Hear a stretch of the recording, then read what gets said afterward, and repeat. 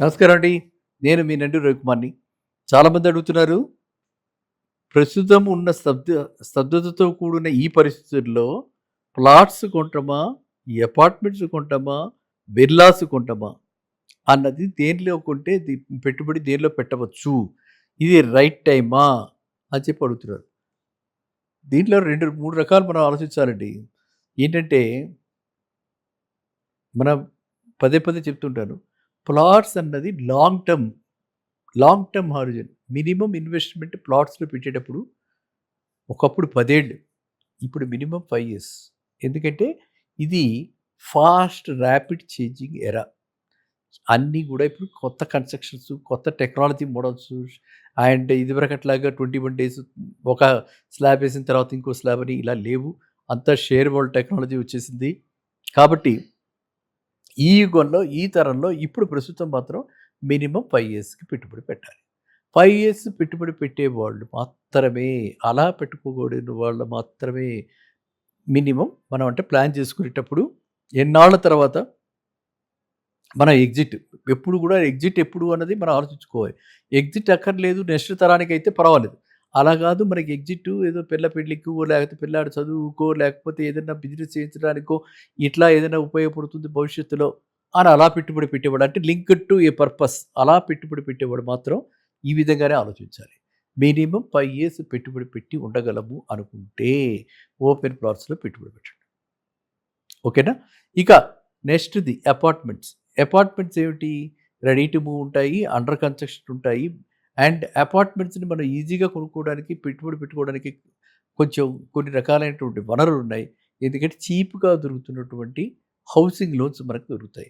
ఎవరెవరికైతే housing loan eligibility లేని వాళ్ళు చాలా తక్కువ మంది ఉంటారు. ఎందుకంటే ప్రతి వాళ్ళు ఎంప్లాయీస్ అన్నా అయ్యుంటారు, ప్రొఫెషనల్స్ అన్నా అయ్యుంటారు, బిజినెస్ మెన్ అన్నా అయ్యుంటారు. కాబట్టి ఈ 3 వర్గాల్లో ఎవరికైనా సరే ఇన్‌కమ్ టాక్స్ రిటర్న్స్ ఫైల్ చేస్తుంటారు కాబట్టి, based on income tax returns bank లోన్‌లు ఇస్తుంటాయి. Property valuation, income tax returns చూసి బ్యాంక్ లోన్‌లు ఇస్తున్నాయి కాబట్టి, అలాంటి వాళ్ళందరూ కూడా ఒక ఇన్వెస్ట్‌మెంట్ దృష్ట్యా పెట్టుకునేటట్టయితే, మనము ఇప్పుడే లాంచ్ చేసిన ప్రాజెక్ట్‌లో అన్ని ఆమోదములు కావాల్సినటువంటి అప్రూవల్స్ అన్నీ వచ్చేసిన ప్రాజెక్ట్‌లో మనం పెట్టుబడి పెట్టుకుంటే లాభాలు ఎక్కువొచ్చే అవకాశం ఉంది.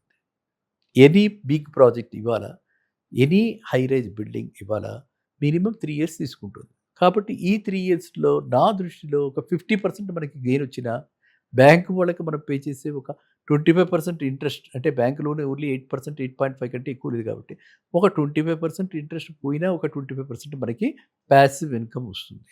ఈ విధంగా మనం ఇన్‌కమ్ జనరేట్ చేసుకోవచ్చు. ఒకవేళ అది అమ్ముకోవాలని అనుకున్న ఇన్వెస్ట్‌మెంట్ పాయింట్ ఆఫ్ వ్యూలో గూడా ఇలా మనం తీసుకోవాలనమాట. ఎవరు పెట్టుబడిగా తీసుకునేవాళ్ళు. మనం ఎండ్ యూజర్‌గా కాకపోయినా పెట్టుబడిగా ఉండేవాళ్ళు. అదే ఎండ్ యూజర్ అనుకోండి.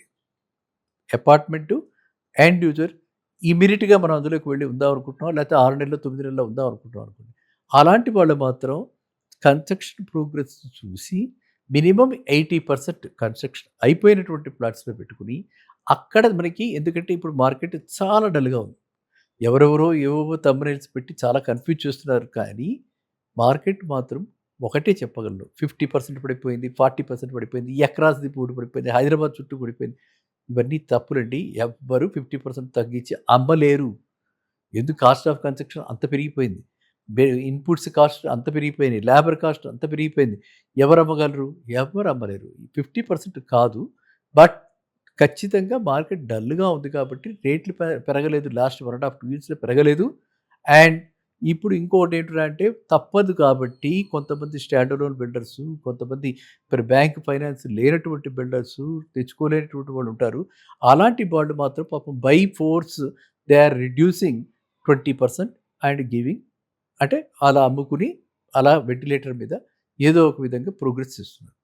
సో, మనం అలాంటి స్వీపింగ్ స్టేట్మెంట్స్ లేకుండా నేను చెప్పేదేంటంటే, అలాంటి చిన్న బిల్డర్స్‌ని గాని, అలా లేకపోతే ఇన్వెస్టర్స్‌ని గాని, ల్యాండ్‌లార్డ్ షేర్స్ ఉంటాయి, ఇన్వెస్టర్ షేర్స్ ఉంటాయి. ఇట్లాంటి వాటిల్లో గూడా ఎందుకంటే పాపం వాళ్ళకి అవసరాలుంటాయి.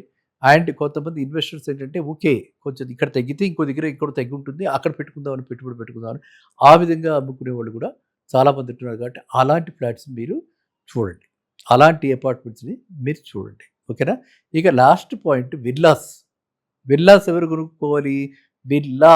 ఇవాళ ఎక్కడ చూసినా సరే విల్లా అంటే మరి అపార్ట్మెంట్‌కే రూ. 10,000 ఎస్ఎఫ్టీ ఉంటే వాళ్ళది 10,000కి తగ్గరు కదండీ! ఎక్కడ చూసినా రూ. 10,000 ఎస్ఎఫ్టీ. అంటే ఒక రీజనబుల్ రేట్‌లో మనం చూస్తే రూ. 10,000 ఎస్ఎఫ్టీ ఉంటుంది. సో, అలాంటి రూ. 10,000 ఎస్ఎఫ్టీ ఉన్న ఏరియాస్‌లో తుక్కుగూడ ఉంటుంది. తుక్కుగూడలో ఇదివరకు కూడా చెప్పడం జరిగింది. ఇంకా మూడో, నాలుగో ఉన్నాయట. అలా తుక్కుగూడలో గనక మనము కావాలి విల్లా అనుకుంటే, ఆ మూడో, నాలుగో విల్లాసే ఉన్నాయి కాబట్టి ఈస్ట్ ఫేసింగ్‌గా మనకి ఏది ప్రిఫర్డ్ అందులో కాంప్రమైజ్ కాకండి. మీకు ఏది ప్రిఫర్డో అలాంటివి కొనుక్కోవాలంటే అక్కడ కొనుక్కోవచ్చు. అలాగే శంకరపల్లి ఏరియాలో కొనుక్కోవచ్చు. అక్కడ కూడా రేట్లు పెద్దగా ఏం పెరగలా. అక్కడ కూడా అదే రేంజ్ కనిపిస్తుంది. శంకరపల్లిలో కూడా ఆల్మోస్ట్ కంప్లీట్ అయిపోయి 95% దాకా అయిపోయి, ఏదో ఇక్కడ అక్కడ చేయాల్సినవి ఫినిషింగ్ లాస్ట్ ఫినిషింగ్ టచెస్‌లో ఉన్నవి అక్కడ కూడా దొరుకుతున్నాయి. ఇంకా అలాగా ఎవరైతే రెడీ టు మూవ్ వెంటనే ఎండ్ యూజ్‌కి వెళ్ళాలనుకున్నారో వాళ్ళు మాత్రం అలాంటి దాంట్లో పెట్టండి. అక్కడ మళ్ళీ ఇన్వెస్ట్‌మెంట్ అంటే ఇందాక నేను చెప్పినట్టు అపార్ట్మెంట్స్‌లోనే ఇక్కడ కూడా జస్ట్ లాంచ్ అయిన ప్రాజెక్ట్స్, ఇప్పుడే అప్రూవల్స్ వచ్చిన ప్రాజెక్ట్స్, లేకపోతే నా ఫేవరెట్ సబ్జెక్ట్ ఉంది. అదేంటంటే గ్రూప్ బుకింగ్. గ్రూప్ బుకింగ్‌లో మీరు ఎవరైనా ఇంట్రెస్టెడ్ ఉంటే నాకు గ్రూప్ బుకింగ్‌లో మీ యొక్క బడ్జెట్ గాని, మీ యొక్క ఏరియా ప్రిఫర్డ్ గాని రాసి నాకు నా నంబర్ వాట్సాప్ నంబర్ 9515127639కి పంపించండి. ప్రతి వాళ్ళం together let us make the world better. Let us be richer. Let us be happy. ఓకేనా?